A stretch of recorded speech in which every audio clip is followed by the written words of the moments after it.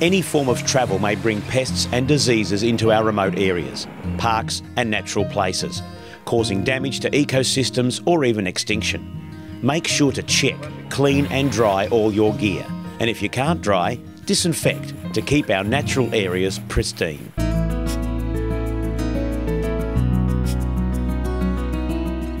If you are planning a research project which involves fieldwork, you need to consider the potential biosecurity risks. As researchers, we are fortunate to travel to some very pristine and rarely accessed areas. Our responsibilities are therefore greater because the risk of spreading diseases to new areas is higher. It is important to think beyond your proposed project and core subject area.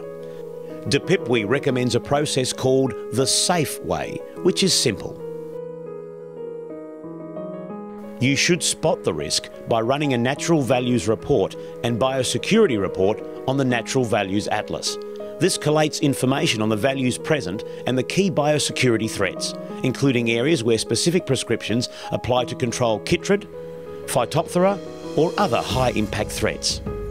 You should assess the risk by considering the risks of your research activities spreading pests, weeds and disease, and the risk to the biota by considering the access routes, methods and monitoring techniques.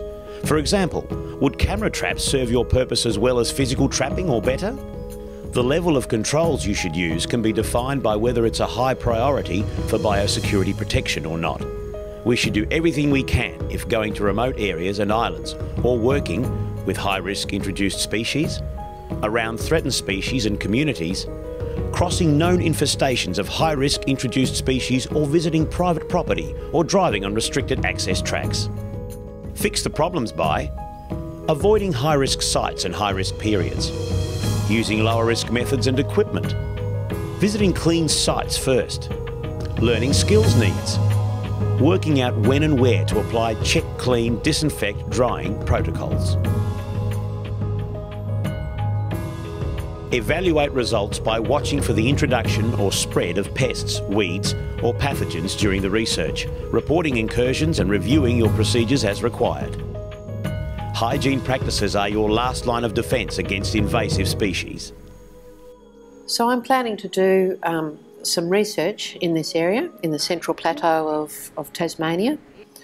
The first thing that I've done is I've done a natural values report as well as a biosecurity report on the Natural Values Atlas, and that's allowed me to identify some key values in the area and also some threats in the area. So the first thing that I've identified is that there's a number of threatened species in the southeast of the area that I would like to survey. There's a number of threatened species. In the northeast of the area, there's a number of sites where chytrid infestations occur. So I've decided that I can exclude this zone in the southeast altogether. I can then randomly choose my sites across the rest of the survey area, and that won't affect my design. The other thing I've been thinking about is my movement patterns and how I can travel from clean to dirty. So basically, by moving my survey from south to north, I'm starting in the clean area and I'm moving towards the dirty area that's where the chytrid infestations are. The other thing I've considered is how to access the area, and I notice that there's a couple of roads coming in, but this road on the left here doesn't travel through any infested areas. So I can access my survey coming in this road on the northwest, then I can travel to the clean zone and move towards the dirty or the infested zone. That's basically how I'm going to plan around biosecurity. Sounds good.